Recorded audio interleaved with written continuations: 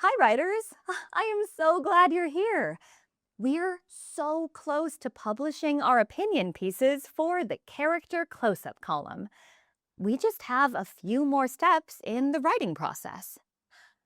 Before we write our final draft, we need to revise and edit our work.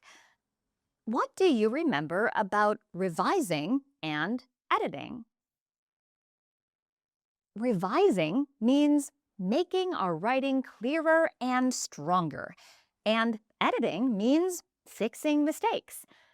But what do we revise and edit our opinion writing for? Oh, thanks, Mia. She says professional magazine writers make sure their writing flows smoothly and uses correct capitalization.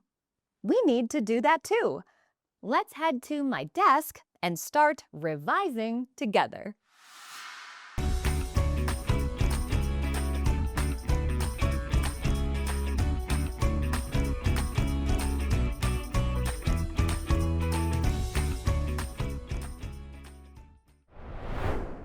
Okay, before we begin, let me gather all of the parts of my opinion piece and put them in the right order. That way, it'll be easier to revise my work. Let's see. What's the first thing we wrote? An opinion statement, right. So that goes at the top. What's next? Text evidence. And the last part, what goes here? My closing statement. Perfect. Now we're ready to revise. Mia said our writing should flow smoothly, like connecting one idea to the next. So, how can we do that?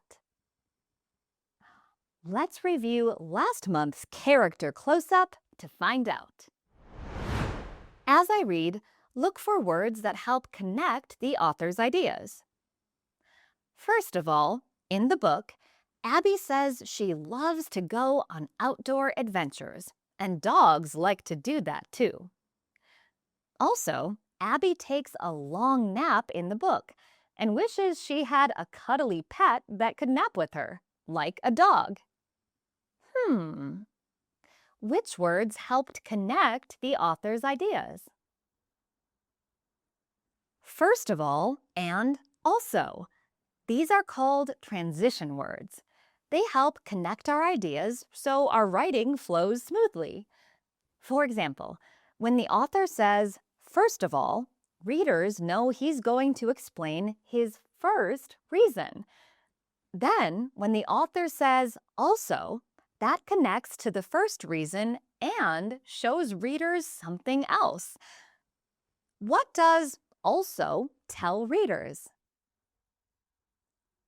That we're explaining a second reason. Exactly.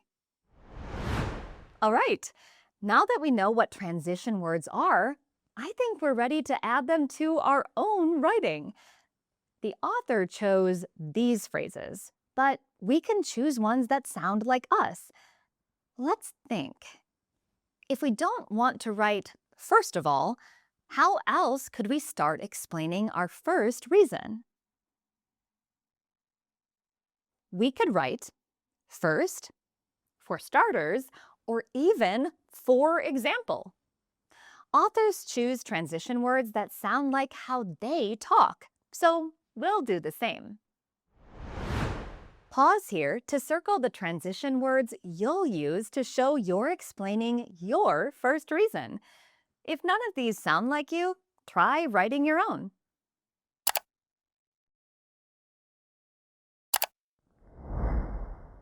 What did you choose? For starters sounds like me, so I chose that phrase. When we revise, we don't need to erase. We can draw a little arrow and write the words we're adding above. So I'll write for starters before in the book. Excellent. Now, To introduce my second reason, I could start by saying also, like the author does, or I can choose different words. Can you help me figure out what to write? Pause here and write 2 more ways to show readers you're explaining a second reason. What did you come up with?